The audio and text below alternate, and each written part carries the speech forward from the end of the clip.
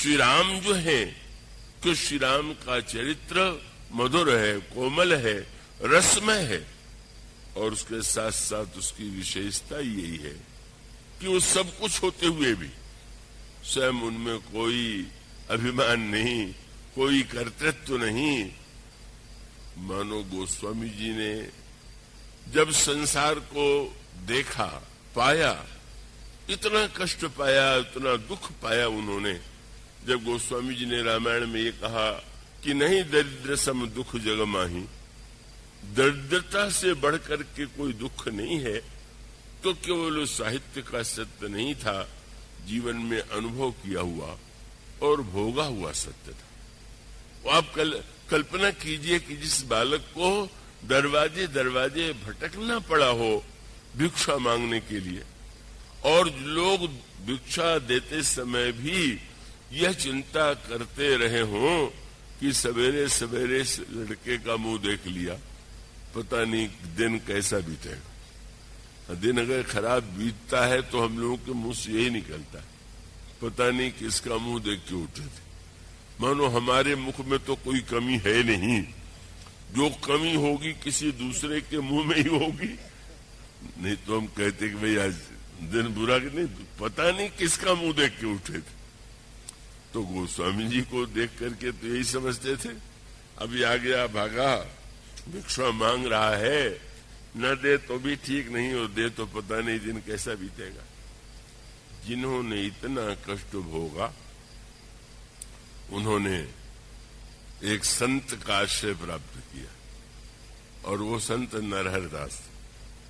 गोस्वामी के जन्म स्थान को लेकर के, किसी जाति को लेकर के, स्थान को लेकर बड़ा विवाद है, सूकर क्षेत्र को लेकर के विवाद है। एक एटा जिले में सूकर क्षेत्र है, राजापुर तो बांदा के पास प्रसिद्ध ही है, लेकिन अयोध्या के जो प्राचीन संत थे और अब भी यह नहीं मानते हैं कि राजापुर हुआ है। वो कहते हैं राजापुर में भी गोस्वामी जी रहे थे, पर जिस राजापुर में जन्म हुआ था वो अयोध्या के पास में।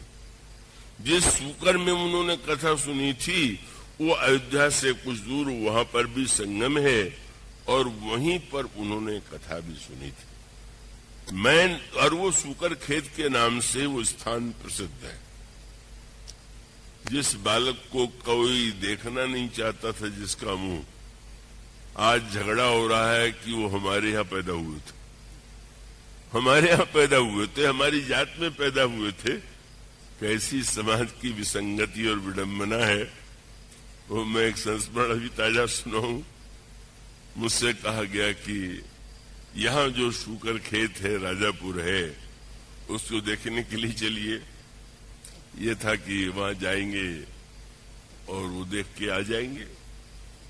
मैं बता दूं कि ये जो बांदा जिले में चित्रकूट के पास राजापुर है, उसको आज तक मैंने नहीं देखा है। चित्रकूट प्रतिवर्ष जाने का सौभाग्य मिल जाता है, पर 40-50 वर्ष में उस स्थान का वहां के लोगों का बड़ा उलाहना भी है।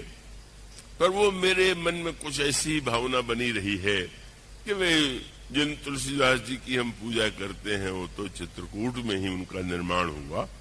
अब उस विवाद में कौन पड़े कि वो वस्तुतः वो है कौन सा जन्म स्थान। पर इस वर्ष वहां के कई संतों ने आग्रह किया, राजापुर चले देखें, नरहर दास की कुटिया देखें। मैं गया तो आशा थी कि लौट करके जल्दी आ जाएंगे, बहुत विलंब हो गया। तो भोजन आदि करके नहीं गए थे, ये मान करके कि लौट के भोजन करेंगे, और वहां संयोग से भोजन बिल्कुल नहीं मिला। भोजन कहीं नहीं प्रबंध था। तो मैंने विरोध में यही कहा, संतों ने तो ये कह करके प्रमाण पत्र दिया कि ये उस राजापुर में नहीं गए और इसमें आ गए तो यही असली, वो तो उनका था। पर मैंने तो विनोद में यही कहा कि वो तो इनकी भक्त भावना है। सच तो यह है कि आप लोगों ने सिद्ध कर दिया कि आप राजापुर वाले। उन्होंने भी तुलसीदास जी को भोजन नहीं दिया था और आपने हम लोगों को भूखा ही रखा है। तो उस परंपरा को आप निर्वाह कर रहे हैं। वो तो एक विनोद में कही की बात थी, लेकिन इसका अर्थ यही तो हुआ। इतने अनादृत व्यक्ति ने समाज को कितना कुछ दिया, पर देने के बाद कभी नहीं कहा कि मैंने क्या दे दिया, मैं क्या दे रहा हूं। बस उनको तो यही लगा, बार बार वो ही कहते रहे कि अरे भाई मुंह से पूर कायर कपूत कौड़ी आध के। मैं तो आधे कौड़ी दाम में भी कोई खरीदने वाला नहीं था कि बहुमोल तय करैया गिर श्राद्ध के। तो स्वामी जी ने एक दोहा लिखा, ते तुलसी ऐसे हुते मिले न चुटकी चून, अब तो राम कृपा भई तो लुचुई दूनो जून। कहने लगे कि तुलसीदास को तो चुटकी भर आटा भी नहीं मिलता था, अब दोनों समय तो लुचुई खाने को मिलती। एक बड़े सज्जन थे, धनिक, कहले इसका अर्थ है उनको लुचई शायद बहुत बड़ी वस्तु लगती होगी, लुचई बहुत पसंद होगी, इसमें क्या है, इसमें महात्मापन है। मैंने कहा बस महात्मापन यही है कि आपको पुड़ी देख करके, लुचई देख करके आप पूछेंगे किस रसोइये ने बनाया, बहुत अच्छा बनाया। आपको लुचई देख करके बनाने वाला रसोइया ध्यान में आता है या परिवार का सदस्य आता है, पर गोस्वामी जी लुचई देख करके भगवान की कृपा की याद करते हैं, बनाने वाले की याद नहीं करते। उनको ईश्वर, कितना ईश्वर, उनको लगता है कि कितना बड़ा दयालु है, उसने कितना कुछ मुझे सम्मान दे दिया। उस अर्थ में देखें कितना उन्होंने, बस वही मूल सूत्र, लेकिन वही है, उस महापुरुष ने यह नहीं अनुभव किया मैंने क्या हो। तो कहते गुरुजी ने कहा सुनाया, मैंने सुना, जितना समझ पाया वही मेरे माध्यम से अनुवाद के रूप में प्रकट हुआ।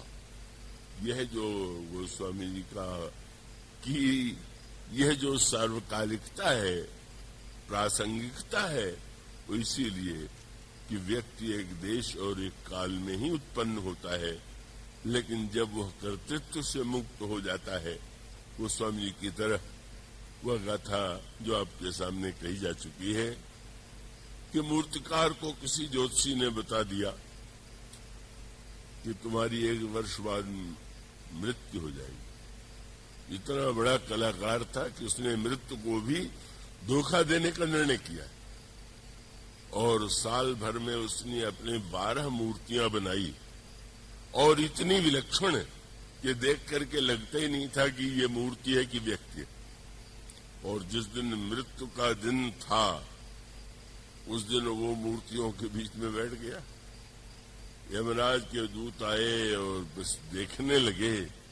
लौट करके यमराज के पास गए और पूछा यमराज ने कि तुम लेके नहीं आए? महाराज 1 को लाना है कि 13 को लाना है?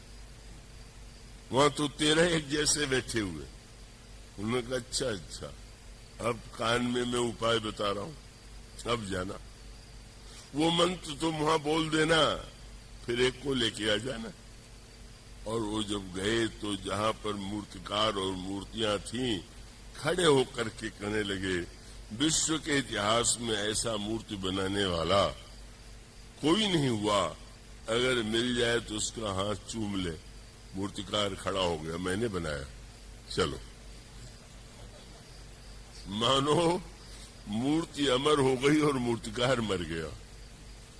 और इसका अर्थ है हमारा अभिमान हमें परिच्छिन्न बना देता है, हमें सीमित बना देता है। और गोस्वामी जी कोई अभिमान नहीं। उन्होंने कहा कि हमें है क्या कि जिस बात का मैं अभिमान करूं। और परिणाम ये हुआ कि आज 500 वर्ष के बाद जब हम उनकी कृति को पढ़ते हैं, बार बार अनगिनत बार कहते हैं, पढ़ते हैं, सुनते हैं, तो नए अर्थ, नए रस की अनुभूति होती है।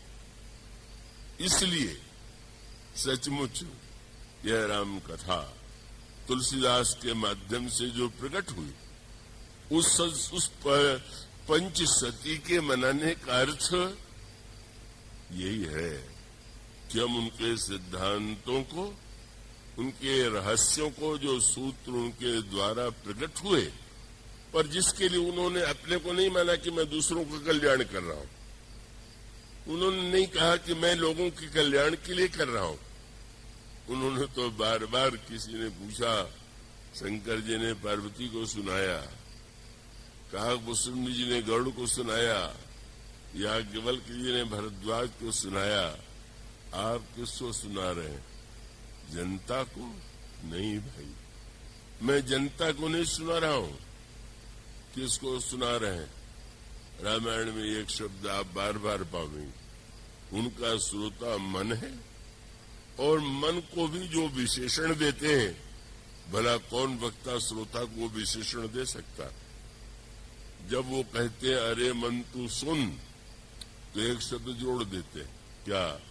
सुनई संतत सठ मना, अरे दुष्ट मन तू सुन। वक्ता तो श्रोता की प्रशंसा ही करेगा, पर गोस्वामी जी कहते रे दुष्ट मन तू सुन, माने किसी ने कहा महाराज अपने को सुना रहे हैं। बोले भाई वो हम अपने को जब बदल नहीं पाए, अपने मन को नहीं बदल पाए, तो हम कैसे कहें कि मैं दूसरों को सुना रहा हूं? तो इस पंचसती के संदर्भ में गोस्वामी जी के प्रति जो हमारी श्रद्धामयी भावना है, उसके संदर्भ में बात कही गई। पर रामराज्य का जो प्रसंग लिया गया, वो रामराज्य गोस्वामी जी का सर्वश्रेष्ठ प्रिय आदर्श है। रामायण की परिपूर्णता रामराज्य में है, और गोस्वामी जी ने रामराज्य के माध्यम से उन्होंने दो शब्द लिखे हैं, सुराज और रामराज्य। तो सुराज और रामराज, इन दो शब्दों में अंतर है। व्यक्ति और समाज को सुराज की चेष्टा करनी चाहिए।